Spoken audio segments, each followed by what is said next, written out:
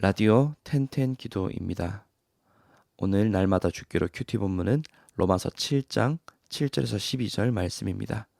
로마서 7장 7절에서 12절 말씀, 제목은 율법의 기능. 예전에 우연히 보았던 한 텔레비전 프로그램이 있습니다. 아마 이 프로그램 많이들 알고 계실 겁니다. 개는 훌륭하다라는 프로그램입니다. 지나치게 사납거나 통제가 안 되는 반려견들을 어떻게 다루어야 하는지를 알려주는 그런 프로그램인데요. 제가 우연히 봤던 그 화에서 기억에 남는 말이 있었습니다. 반려견의 행동을 바로잡기 위해서 통제하기 위한 가장 기본적인 방법을 훈련사가 사용을 했는데, 그것을 본 보호자가 한 말, 그거 학대 아닌가요? 라는 말이었습니다. 방금도 말씀드렸지만 가장 기본적이라 할 수 있는 통제였었습니다. 강아지가 멋대로 행동하려고 할 때 목줄을 잡고 쓱 당긴다든지, 사람에게 달려들고 할 때 쓱 밀어낸다든지, 딱히 심하다고 할 수 없는 그런 통제였었습니다. 그런데 그것만으로 반려견의 문제 행동들이 곧바로 바로 잡혔습니다. 기본적인 그런 것만 제대로 했다면 그렇게까지 사나운 행동을 하지 않았을 강아지였던 것입니다. 그런데도 보호자들은 혹시나 이게 학대가 아닐까 하면서 아무것도 하지 않았던 것이죠. 훈련사는 이렇게 하는 것이 반려견과 보호자가 모두 행복하게 잘 지낼 수 있는 길이라는 말을 남기며 그 화가 마무리됩니다. 그런 이야기들을 보면서 무엇이 잘못된 것이고 어떻게 행동하는 것이 옳은 것인지를 잘 알려주는 것 참 필요하다는 생각을 했었습니다. 뭐가 좋은 일인지 뭐가 잘못된 일인지 몰라서 잘못된 행동을 하는 경우들이 종종 있기 때문입니다. 오늘 로마서 7장은 율법의 중요한 기능이 바로 이런 것이라고 말합니다. 무엇이 죄이고 무엇이 하면 안 되는 일인지를 깨닫게 하는 것 말입니다. 7절 말씀 한번 보시겠습니다. 그런즉 우리가 무슨 말을 하리요? 율법이 죄냐? 그럴 수 없느니라.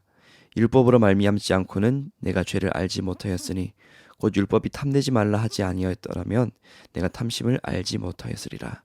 아멘.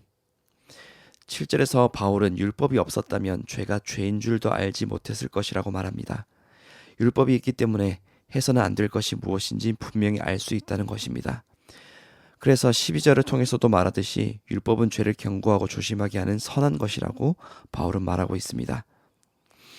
바울이 서신서들을 통해서 율법에 대해서 부정적인 관점의 말들을 많이 했습니다. 그러나 반드시 기억해야 될 것이 있습니다. 바울은 율법 자체를 부정하지 않는다는 것입니다. 바울이 율법에 대해서 부정적으로 말한 이유는 율법을 지켜야만 구원을 받는다고 하면서 율법에 매인 이들이 있었기 때문입니다. 그러나 아무리 율법을 열심히 지켜도 하나님에 의해 이룰 수 있는 사람은 아무도 없습니다. 율법을 지키는 것으로는 절대로 구원을 받지 못하는 것입니다. 율법을 열심히 지키면 구원을 받을 수 있고 하나님께 의롭다 여김을 받을 수 있다 생각한다면 그것은 율법을 제대로 알지 못하는 것입니다. 바울도 이전에 율법을 깨닫지 못했을 때의 부끄러움을 고백하고 있는 것을 볼 수가 있습니다. 9절 말씀입니다. 전에 율법을 깨닫지 못했을 때에는 내가 살았더니 계명이 이름에 죄는 살아나고 나는 죽었도다. 아멘. 바울은 이 말씀을 통해 전에 율법을 깨닫지 못했을 때는 내가 율법을 열심히 지켜서 구원을 얻을 수 있다고, 스스로 생명을 얻을 수 있는 자로 여겼다고 고백합니다. 그러나 예수님을 만나고 율법을 깨닫게 되자 바울은 이전에 자신의 생각이 완전히 틀렸다는 것을 알게 되었습니다. 의롭다고 생각했던 자신의 모습이 거룩하신 주님의 빛이 비추자 아무것도 내세울 것 없는 더러운 죄인인 것을 발견했습니다. 율법의 근원이신 그분 앞에서 율법의 행위로는 절대로 구원받을 수 없는 자신을 발견했기에 죄는 살아나고 나는 죽었다고 고백할 수밖에 없었습니다. 사랑하는 성도 여러분, 우리가 하나님께 의롭다함을 받는 것은 율법의 준수가 아닙니다. 율법으로 우리가 알 수 있게 되는 것은 우리의 존재가 하나님 앞에 의롭다함을 절대로 받을 수 없는 죄인이라는 사실일 뿐입니다. 그럼 하나님은 왜 율법을 우리에게 주신 걸까요? 아무리 열심히 지켜도 구원을 받기는커녕 멸망할 수밖에 없는 죄인임을 깨달을 수밖에 없는 게 율법인데, 구원받을 수 없는 비참함과 절망만 느끼게 될 뿐인데 율법을 주신 이유는 무엇일까요? 그 이유는 하나님 외에 다른 구원의 길은 없다는 것을 우리에게 알려주시기 위함입니다. 우리를 구원할 능력이 있으신 분은 오직 하나님 한 분뿐입니다. 다른 길은 없습니다. 스스로 자신을 구원하려고 노력해봤자 절망을 맛볼 뿐입니다. 그러나 우리를 사랑하시고 우리를 구원하기 위하여서 아들 예수의 생명까지도 내어주신 하나님께로 나올 때에 비로소 구원의 문이 열립니다. 그러므로 우리는 스스로 의를 이루려는 그런 모든 마음들을 내려놓고 힘써 하나님께로 나아가야 합니다. 사랑하는 성도 여러분, 혹시 스스로 의를 이루고자 하는 마음 없었습니까? 이 정도면 하나님께서 인정해 주시겠지 하는 마음으로 무언가를 행하고 있었던 것은 없었습니까? 혹은 나의 이러한 죄악의 모습은 하나님께서 기뻐받지 않으시겠지 하며 두려움으로 하나님께 나아가지 못하고 있었던 그런 모습들은 없었습니까? 하나님께서 의롭다 여기시는 것은 그런 율법의 행위가 아닙니다. 하나님께서 의롭다 여기시는 것은 율법을 통해서 죄를 깨닫고 하나님을 믿는 믿음으로 하나님을 의지하게 되는 것, 하나님께 모든 죄를 자복하고 하나님의 도우심을 구하는 것, 그것을 통해 하나님은 우리의 죄를 사하여 주시고 우리를 의롭다고 여겨 주십니다. 하나님의 법 앞에 결코 내세울 것이 없는 죄인임을 기억하며 모든 것을 내려놓고 주님만 의지하는 우리 모두가 될 수 있기를 소망합니다. 그렇게 온전히 주님을 의지하는 심령에게 열리는 하나님의 은혜와 능력을 온전히 누리며 구원의 기쁨 가운데 살아가는 저와 여러분들이 다 되기를 주님의 이름으로 축원합니다. 아멘. 이제 첫 번째 기도 시간입니다. 받은 말씀과 개인 기도 제목을 가지고 함께 기도하는 시간입니다. 이 시간 다 함께 기도로 주님께 나아가겠습니다.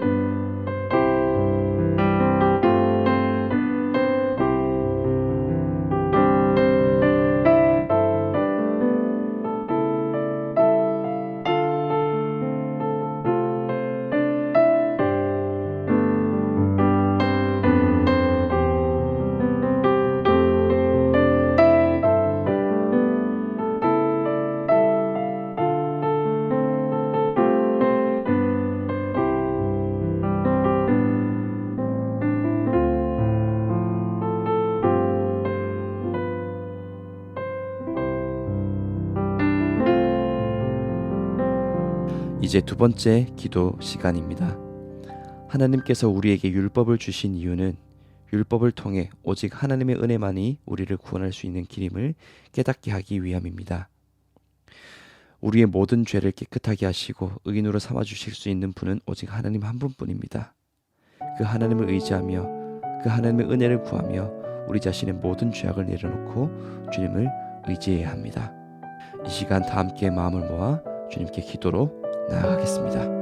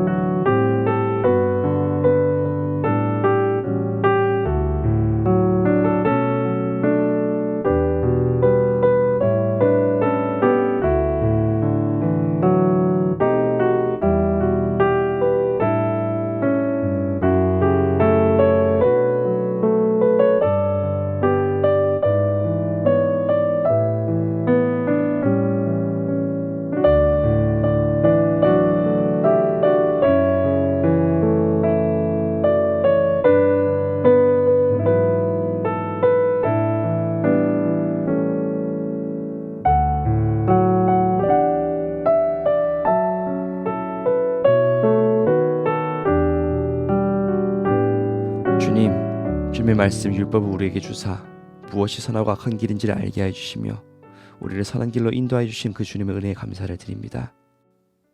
늘 주님의 말씀 앞에 우리 자신을 비추며 주님의 은혜만이 우리를 구원할 유일한 길인 것을 기억하며 주님만 의지하는 우리의 모든 심령이 되게 하여 주시옵소서.